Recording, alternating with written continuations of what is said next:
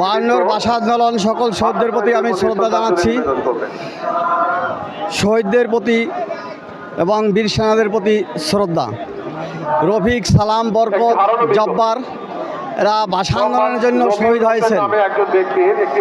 বাংলাদেশের স্বাধীনতার তাদের অবদান আছে।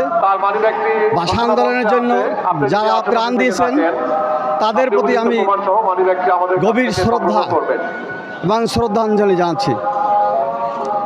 আমাদের আগামী প্রজন্মের যারা ছাত্র জনতা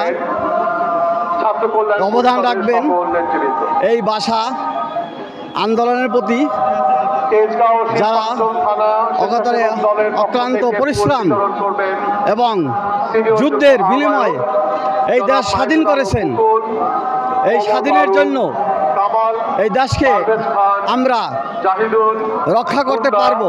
সামনের দিনগুলো ছাত্ররা এই স্বাধীনতা সংগ্রামের জন্য এবং ভাষা আন্দোলনের জন্য তারা অক্লান্ত পরিশ্রম করবে এবং এই ভাষাকে মাতৃভাষা হিসাবে ধরে রাখতে পারবে।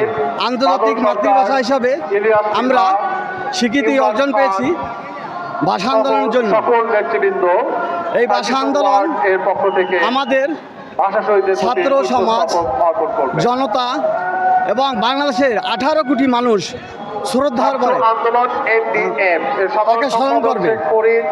মাতৃভাষা বাংলা ভাষা, এই বাংলা ভাষাটা আন্তর্জাতিক হিসাবে স্বীকৃতি পেয়েছে। এজন্য সকল শহীদদের প্রতি আমরা গভীরভাবে শ্রদ্ধা এবং সম্মান জানাচ্ছি, যাতে আগামী দিনে এই ধারাবাহিকতা আমরা ধরে রাখতে পারি। সবাইকে ধন্যবাদ।